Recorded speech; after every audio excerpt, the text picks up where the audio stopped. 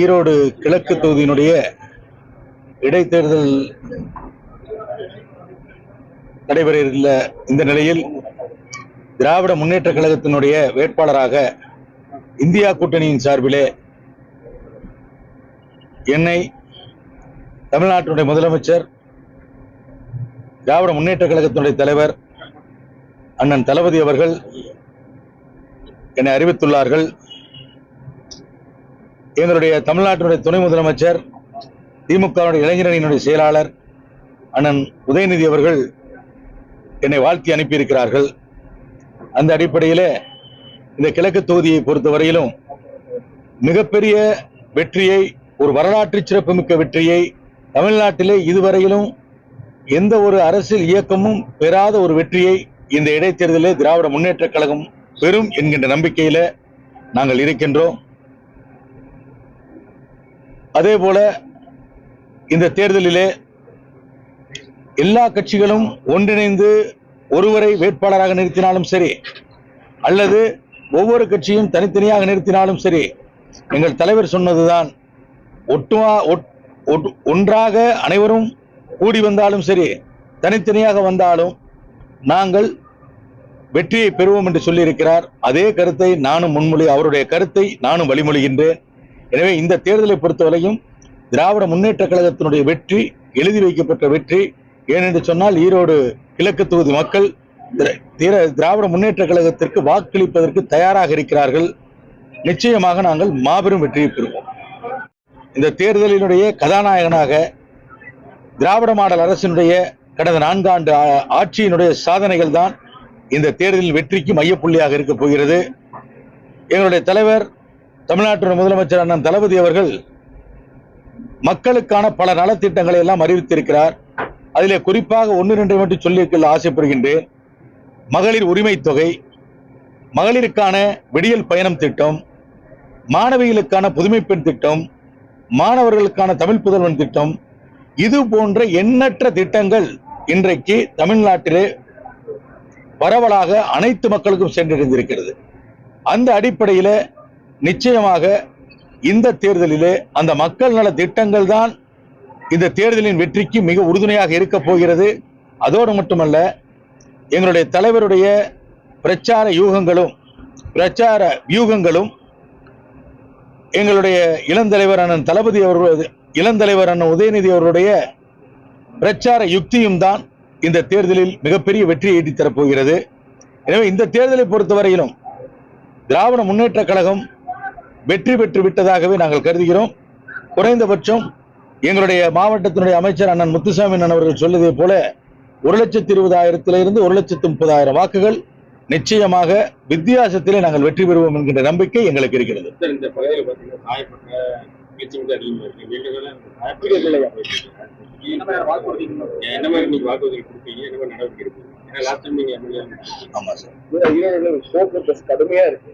அதான் சார், இப்ப ஏற்கனவே 2021 அன்பிற்குமே சகோதரர் ஈவே திருமகன் அவர்கள் பல வாக்குறுதிகளை கொடுத்திருந்தார். 2023 இடைத்தேர்தலிலும் அண்ணன் இளங்கோவன் அவர்கள், KVKS இளங்கோவன் அவர்களும் பல வாக்குறுதிகளை கொடுத்திருந்தார்.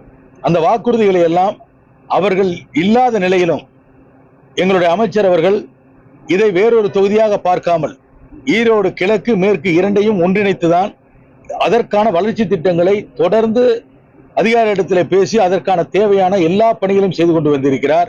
அதனால ஈரோட்டிற்கென்று தனியாக நாம் வாக்குறுதி அளிக்கக்கூடிய அளவிலே ஏதும் இல்லை என்பது என்னுடைய தனிப்பட்ட கருத்து. ஏனென்று சொன்னால் பல பிரச்சனைகள் இருக்கிறது, இல்லை என்று சொல்லவில்லை.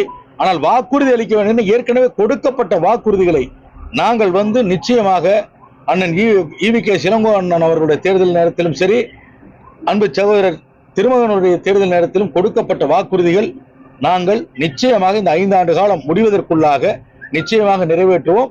அதை முன்னோக்கித்தான் நாங்கள் எங்களுடைய பணிகளை செய்து கொண்டிருக்கிறோம். திருமகன் ஈவேரா மறைவு, அவர் இந்த ஃபீல்டுல நல்லா ஒர்க் பண்ணாருங்கிறது பொதுவான கருத்து. அதுக்கப்புறம் EVK இளங்கோவன் ஐயா உடல்நல சரியில்லாம இறந்துட்டாரு. அவருடைய பணி தொடர்றேன் அப்படின்னு தான் இவரு சொல்லியிருந்தாரு. இப்போ உங்களுடைய அந்த பங்களிப்பு எந்த அளவுக்கு இருக்கும், அதை பத்தி சொல்லுங்க சார். அதுதான் சொல்றேன். அவர் வந்து ஈவி.கே. சரணனை பொறுத்த வரைக்கும் நான் மிகப்பெரிய ஃபீல்டு ஒர்க்கர், அதுல வந்து நம்ம மாற்றுக்கிறது கிடையாது. அவர் தேர்தலுக்கு பிறகு ஒரு உடல்நிலை வந்து நாளுக்கு நாள் கொஞ்சம் சிரமமா இருந்ததுனால அவரால் வந்து அதை வந்து முழுமையா அவரால் செய்ய முடியல. அதுதானே காரணமே ஒளி வேறொன்று இல்லை. அதனால வந்து அவர்கள் என்னென்ன வாக்குறுதிகளை எல்லாம் கொடுத்திருந்தார்களோ, ஏனென்று சொன்னால் அவர்கள் இந்தியா கூட்டணியில காங்கிரஸ் வேட்பாளர், இந்தியா கூட்டணியில திமுக வேட்பாளர். அதனால ஒரு எங்களுக்குள்ள வந்து பெரிய வேறுபாடு பாகுபாடு எது கிடையாது. அதனால அவர் கொடுத்திருக்கின்ற வாக்குறுதிகளை இந்த 5 ஆண்டு காலத்திலே முழுமையாக நிறைவேற்றுவதற்கான எல்லா ஏற்பாடுகளையும் நாங்கள் செய்து கொண்டிருக்கிறோம். எங்களுடைய அமைச்சர் அதற்கான எல்லா பணிகளையும் முன்னெடுத்து, அதாவது அவர்கள் இருக்கின்ற பொழுது அவரால் வர முடியல என்ற பொழுது கூட பாத்தீங்கன்னா ஈரோடு கிழக்கு தொகுதி முழுவதும் அமைச்சர் வந்து எல்லா நிகழ்வுகளிலும் பங்கெடுத்து பல்வேறு நலத்திட்டங்களை எல்லாம் சொல்லிட்டு இருக்கிறோம். அதே போல போக்குவரத்து நெரிசலை குறைப்பதற்கான பணிகள் இதையெல்லாம் அமைச்சர் அவர்கள் ஏற்கனவே செய்து கொண்டிருக்கிறார். அதை நானும் உடனிருந்து பார்த்து கொண்டிருக்கிறேன். அதனால வந்து இதற்கென தனியாக ஒரு வாக்குறுதி கொடுக்க வேண்டும் என்கின்ற அவசியம் இல்லை. ஏன்னா போக்குவரத்து நெரிசலை குறைப்ப ஒரு உதாரணத்திற்காக சொல்கின்றேன். ரிங் ரோடு பாத்தீங்கன்னாக்கா இருவழிச்சாலைகளாக இருந்தது. இன்றைக்கு நம்முடைய ஆட்சி அமைந்ததுக்கு பிறகு அமைச்சருடைய பெரும் முயற்சியால இன்றைக்கு அந்த இருவழிச்சாலையானது 4 வழிச்சாலையாக மாற்றப்பட்டிருக்கிறது. அதே போல அது வந்து ஏதோ ஒரு தொகுதிக்கு மட்டும் இல்ல, ஒட்டுமொத்த நம்முடைய ஈரோட்டினுடைய ஒட்டுமொத்த வளர்ச்சிக்கானது. அதே போல புதிய பஸ் நிலையம் பாத்தீங்கன்னா சோலார்ல உருவாக்கிட்டு இருக்கோம். இது மாதிரியான திட்டங்கள், அதே போல மார்க்கெட்டை வந்து அங்க சோலார் பகுதிக்கு கொண்டு செல்வதற்கான திட்டம், இதெல்லாம் நடக்கின்ற பொழுது இந்த ஒட்டுமொத்தமாக இந்த இந்த திட்டங்கள் நிறைவேறுகின்ற பொழுது ஈரோட்டினுடைய பெரிய போக்குவரத்து நெரிசல் எல்லாம் சுத்தமாக மாற்றப்படும், மாற்றிவிடும். கிழக்கு பகுதி பார்த்தீங்கன்னா காளிங்கல் வாய்க்கால் பேபி கால்வாய் அமைச்சாங்க, அதுல பாதி மட்டும் அமைச்சு விட்டாங்க. இப்ப என்னங்க கால்வாய் வந்து அத்தனை கழிவுகள் எல்லாமே கால்வாயிலே கலக்குது. கால்வாய் முழுமையும் மாசடைச்சு. குறிப்பா பார்த்தீங்கன்னா கிருஷ்ணபாளையம் சிந்தநகர பகுதி பார்த்தீங்கன்னா குப்பைகளை டெய்லி அன்றாட கழிவுகள் போய் கொட்டி கொட்டி பாதி வாக்காடு மூடிட்டாங்க. நான் வந்து நான் கடந்த முறை சட்டமன்ற உறுப்பினராக இருக்கின்ற பொழுது அந்த பேபி கால்வாய் திட்டங்கள் கொண்டு வரப்பட்டு சைடு வால் கட்டுறது, நடுவு கீழே வந்து காங்கிரீட் எல்லாம் போடுறதெல்லாம் நடந்துகிட்டு இருந்தது. சிறப்பாக நடைபெற்றது. அந்த அந்த டைம்ல வந்து அதெல்லாம் நடந்தது. அதன் பிறகு ஒரு 5 ஆண்டு காலம் நடுவில் வந்து ஒரு கேப் ஆயிடுச்சு. அதற்கு பிறகு அந்த கேப்ல வந்து அதிமுக ஆட்சியிலே அது சரியான முறையில் செய்யப்படவில்லை என்பது உண்மைதான், இல்லை என்று மறுக்கவில்லை. அதற்கு பிறகுதான் எங்களுடைய அமைச்சர் அவர்கள் கிட்டத்தட்ட ஒரு 4-5 முறை அங்கு ஆய்வுக்கு சென்றிருக்கிறார்.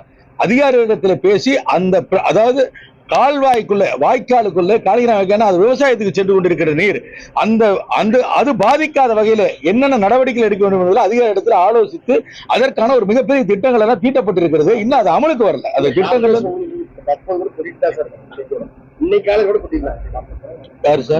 இல்ல கண்டிப்பா சார், நீங்க மட்டும்தான் இருக்கீங்க.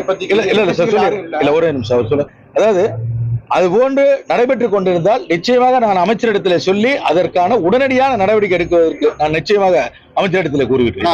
இப்ப நீங்க மட்டும் தான் இருக்கீங்க அதிமுக, பாஜக வந்து மீட்டிங் வச்சு சொல்றேன். சீமான் வந்து கண்டிப்பா போட்டிடுறேன். இவங்களை எப்படி பாக்குறீங்க? அவங்களை எப்படி எதிர்த்து போட்டியிட போறீங்க? மக்கள்கிட்ட என்னென்ன வாக்குறுதி கொடுக்க போறீங்க? வெறும் அரசு செஞ்ச திட்டங்களை மட்டுமே சொல்லாம இலக்கு தொகுதிக்கு என்ன சொல்ல போறீங்க? சார், அரசாங்கம் தான் நாங்க, அதாவது திராவிட முன்னேற்ற கழகம் வந்து அரசாங்கம். அதனால வந்து மக்களுக்கு என்னென்ன தேவை என்பதெல்லாம் ஏற்கனவே இறுதியிட்டு ஒரு பட்டியலை வச்சிருக்கோம். அதனால நிச்சயமாக அதற்கான மக்களுக்கு தேவையான அத்தனை திட்டங்களும் உறுதியாக செய்யப்படும். 2வது, இப்ப நாம வந்து பிரச்சாரத்துக்கு போறோம். மக்கள் என்னென்ன குறைகளை சொல்கிறார்களோ அந்த குறைகளை எல்லாம் உடனடியாக நாங்கள் தீர்ப்பதற்கான எல்லா நடவடிக்கை எடுக்க போறோம்.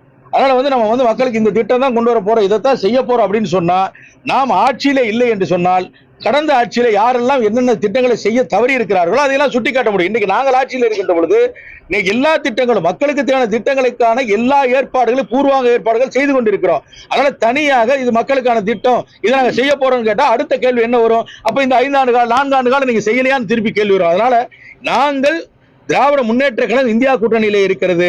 ஏற்கனவே காங்கிரஸ் எம்எல்ஏ இருந்தார். அதனால எங்களுக்கும் அவருக்கும் எந்த வேறுபாடும் இல்லை, பாகுபாடும் இல்லை. அதனால ஏற்கனவே இருந்த சட்டமன்ற உறுப்பினராக இருந்து மறைந்திருக்கின்ற சகோதரர் அன்பு சகோதரர் திருமகன் அண்ணன் ஈவி.கே. இளங்கோவன் அவர்கள் என்னென்ன வாக்குறுதிகள் எல்லாம் இந்த கொடுத்தார்களோ அதையெல்லாம் நிறைவேற்றுவோம் என்றுதான் ஒட்டுமொத்தமாக நான் சொல்லிக்கிறேன்.